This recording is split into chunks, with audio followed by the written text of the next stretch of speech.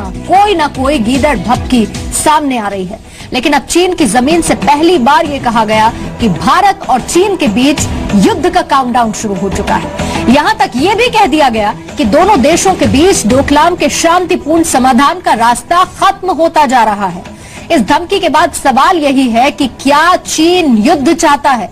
कल ही रक्षा मंत्री अरुण जेटली ने संसद में यह कहा कि 62 के युद्ध से भारत ने सबक ले लिया है और देश के जवान सीमाओं की सुरक्षा के लिए तैयार हैं। वहीं इस पूरे विवाद पर तिब्बती धर्मगुरु दलाई लामा पहली बार बोले हैं। दलाई लामा ने कहा है कि डोकलाम विवाद को शांति से सुलझाया जाना चाहिए, लेकिन बड़ा सवाल चीन को लेकर है।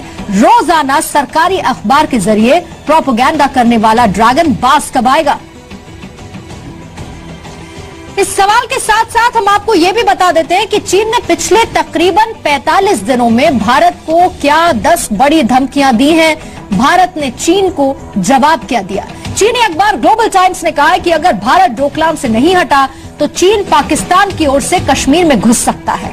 भारत के रक्षा मंत्री ने कहा कि 1962 वाला देश नहीं है भारत, हालात में जमीन आसमान का अंतर है। चीन ने कहा एक पहाड़ को हिलाना आसान है, चीन की सेना को नहीं।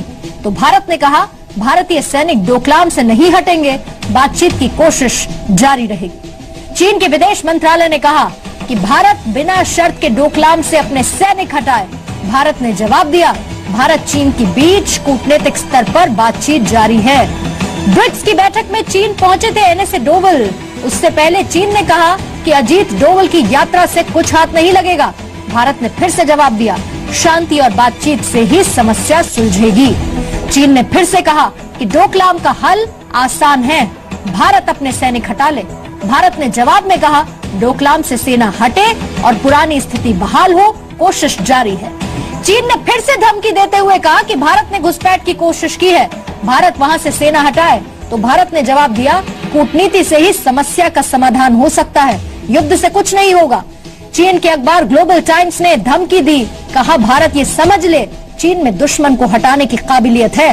तो भारत ने फिर से चीन को इस पर जवाब दिया, भारत चीन को हर मोर्चे पर जवाब देने में सक्षम है। उप वायुसेना अध्यक्ष ने कहा। एक चीनी एक्सपर्ट धमकी देकर कहते हैं कि भारतीय सेना को हटाने के लिए 2 हफ्तों में एक छोटा सैन्य ऑपरेशन हो सकता है। तो भारत जवाब देता है, चीन सैनिक हटाए तो भारत अपने सैनिक हटा लेगा। पीएमएल के अधिकारी ने भारत जंग से बचना चाहता है, ये बात दोनों सैनिकों की सेना के हटने की बात पीएमएल के अधिकारी ने कही। भारत जंग से बचना चाहता है तो डोकलाम से तुरंत सैनिक वापस बुला ले। भारत ने इस पर जवाब दिया, मतभेदों को सुलझाने के लिए चीन के साथ बातचीत जारी है और यहीं से समाधान भी निकलेगा। चाइना डेली ने कल नई धमकी दी, दोनों देशों के बीच युद्ध का काउंटडाउन शुरू हो चुका है। तो रक्षा मंत्री अरुण जेटली ने कहा भारत की सेना देश की रक्षा करने के लिए पूरी तरह से सक्षम है।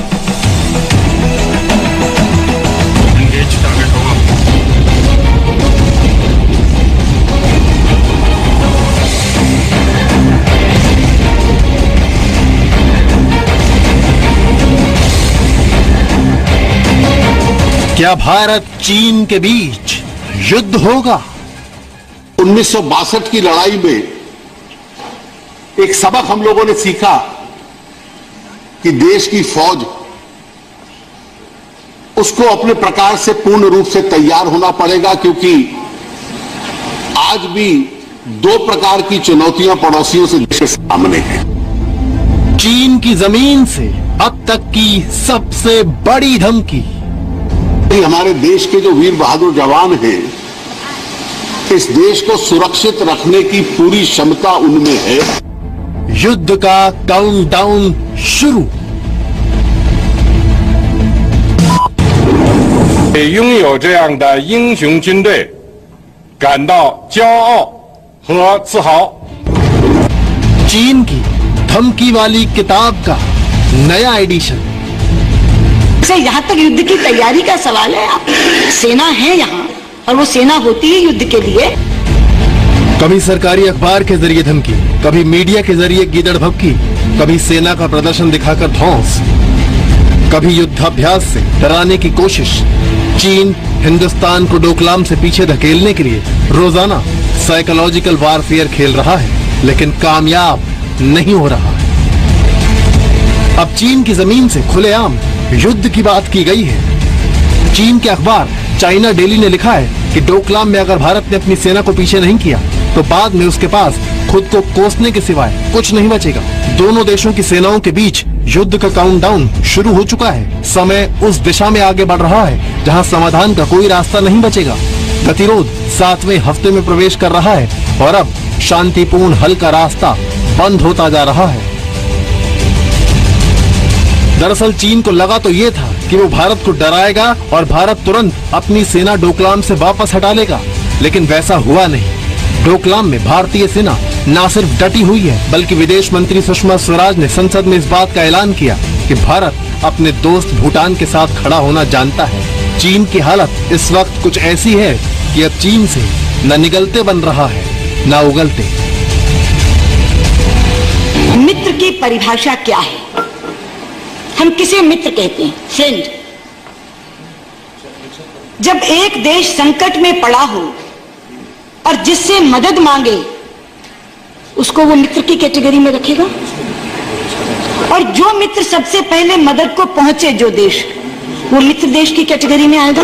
केवल फ्रेंड नहीं, केवल पड़ोस नहीं, डियरेस्ट फ्रेंड अगर भारत का कोई है तो हम उसको कहते हैं वो भूटान है। लेकिन चीनी अखबार यही नहीं रुकता। आगे लिखा गया है, भारत ने लगातार चीन की चेतावनियों को नजरअंदाज किया है। जिस किसी के पास भी देखने के लिए आंखें हैं और सुनने के लिए कान हैं, उस तक ये संदेश पहुंच जाना चाहिए था। लेकिन भारत होश में आने से इनकार कर रहा है और अपने सैनिकों को वहां से वापस नहीं बुला रहा है।